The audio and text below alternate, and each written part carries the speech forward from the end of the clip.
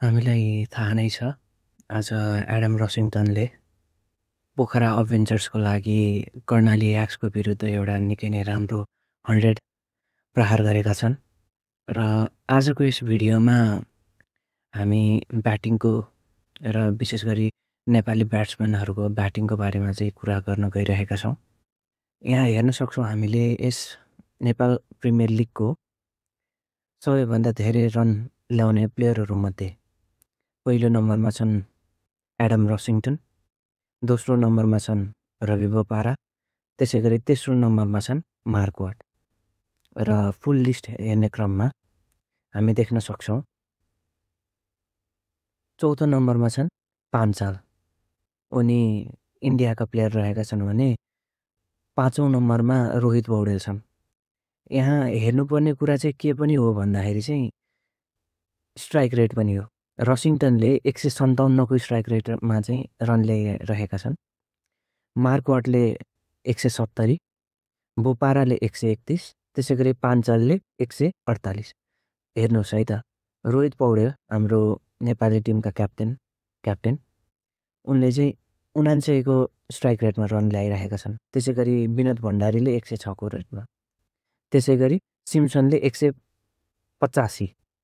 भन्न खोजेको के भन्दाखेरि चाहिँ हाम्रो ब्याट्सम्यानहरूले रन ल्याए तापनि एकदमै न्यून, एकदमै कम स्ट्राइक रेटमा ल्याइरहेका छन् भने बाहिरबाट आएका खेलाडीहरूले चाहिँ निकै नै राम्रो स्ट्राइक रेटमा ल्याएका छन्। एक त कन्सिस्टेन्सी छैन होइन, र कन्सिस्टेन्सी भएकोहरूको पनि स्ट्राइक रेट छैन क्या। अब जस्तै कुशल भुर्तेलको केही हदसम्म स्ट्राइक रेट त छ, तर उनको फेरि कन्सिस्टेन्सी छैन होइन। त्यसै गरी अब हाम्रो आरिफ शेखले हेर्नुहुन्छ भने आरिफ शेखले पनि आफ्नो ग्लिम्सेसहरू चाहिँ देखाइरहेका हुन्छन् होइन, तर एउटा राम्रो पारी, अलि लामो खालको पारी, अलि विस्फोटक पारी त्यो चाहिँ खेल्न सकिरहेका हुँदैनन् कि होइन। त्यो चाहिँ मैले यस भिडियो मार्फत चाहिँ एड्रेस गर्न खोजेको हो। हाम्रो ब्याट्सम्यानहरू चाहिँ किन हो विगतको केही समयदेखि उनीहरूले चाहिँ होइन इन्टरनेसनल क्रिकेट खेलिरहेका छन्। अब इन्टरनेसनल ग्राउन्डहरूमा गएर खेलिरहेका छन्। अब इन्टरनेसनल खेलाडीहरू, अब इन्डियासँग पनि हामीले खेल्यौँ होइन। अब धेरै खेलाडीहरूसँग अन्तर्क्रिया हुन्छ, इन्टरेक्सन हुन्छ, उनीहरूसँग सिक्न पाउँछन्। अघिल्लो वर्ष पनि धेरै इन्टरनेसनल खेलाडीहरू अब शिखर धवन, जिमी निसमदेखि लिएर धेरैसँग अन्तर्क्रिया भयो, धेरैसँग सिक्ने र बुझ्ने मौका पनि पाएँ। तर किन चाहिँ त्यो प्रोग्रेस हुन सकेको छैन त खेलमा, खास के हो कुरा होइन। अब युवा खेलाडी भने तापनि उनीहरूको एक्सपिरियन्स भने धेरैको यो इन्टरनेसनल लेभलमा धेरै वर्षको एक्सपिरियन्स रहिसकेको छ होइन। के अरे अब यिनीहरूले चाहिँ बोपारा जतिको वा पान्चाल जतिको वा वाट जतिको, रसिङटन जतिको हानुन् भनेको होइन, त्यो अपेक्षा गरेको होइन। तर अलि सुधार त हुनसक्छ कि होइन। आज जेसन रोयले 46 रन्स ल्यायो, एकदमै गाह्रो भइरहेको थियो कि उसलाई टाइमिङ गर्नको लागि होइन, उसलाई एकदमै गाह्रो भइरहेको थियो।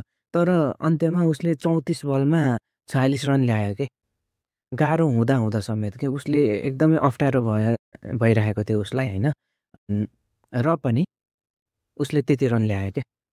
तर हाम्रो चाहिँ के हुन्छ, फर्ममै देखिएका ब्याट्सम्यानहरूले पनि अब त्यो सिङ्गल्सहरू लिन नसक्ने, स्ट्राइक रोटेट गर्न नसक्ने होइन, बिग सिक्सेसदेखि बााउन्ड्रिजहरू पनि कुनै चाहिँ एकदमै राम्रो हान्ने तर कन्सिस्टेन्ट बेसिसमा हान्न नसक्ने होइन।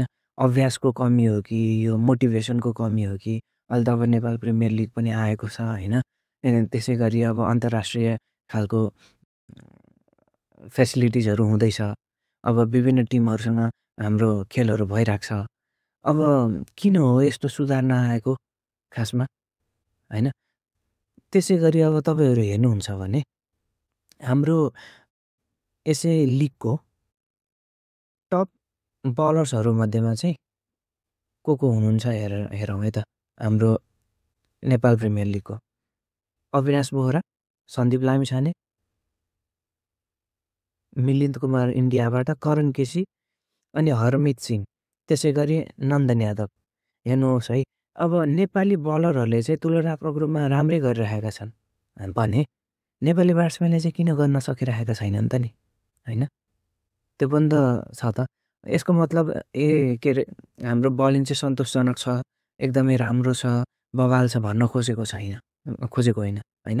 तर बलरहरूले पनि यस्तै खालको अब टप अर्डर ब्याट्सम्यानहरू रसिङटन, निसम, बोपारा यिनीहरूलाई बलिङ गरिरहेका छन्। तर पनि यिनीहरूमा चाहिँ त्यो सुधार देखिएको छ, होइन? एफर्ट देखिएको छ, केही न केही प्रोग्रेस देखिएको छ भने हाम्रो ब्याट्सम्यान चाहिँ किन पछि परिरहेका छन् त? किन त्यो हङ्गर छैन? किन त्यो डेडिकेसन छैन? सुधार हुनुपर्ने होइन र? विगत कति समयदेखि खेल्दै आएको खेलाडीहरूको त केही न केही सुधार हुनुपर्ने होइन? हिटिङ एबिलिटीमा, स्ट्राइक रोटेसनमा हो। हाम्रो नेपालको लागि चाहिँ उनीहरूले धेरै राम्रो कुराहरू पनि गरेका छन्। तर यसैमा सन्तुष्ट भएर त भएन नि त, होइन? सधैँ हामी चाहिँ यही स्तरमा खेलेर त भएन। केही न केही सुधारहरू, केही न केही ग्लिम्सेसहरू त देखिनु पऱ्यो नि, होइन र? र आजको यस भिडियोको मुख्य लक्ष्य भनेको त्यही कुरालाई चाहिँ दर्शाउनु थियो। आशा गरौँ अब आउने गेमहरूमा, आउने खेलहरूमा, आउने दिनहरूमा चाहिँ हाम्रो ब्याट्सम्यानहरूले अझै सुधार गर्दै जाउन्, होइन? र अझै प्रगति गर्दै जाउन्। यति भन्दै आजको भिडियो यहीँ अन्त्य गरौँ है त।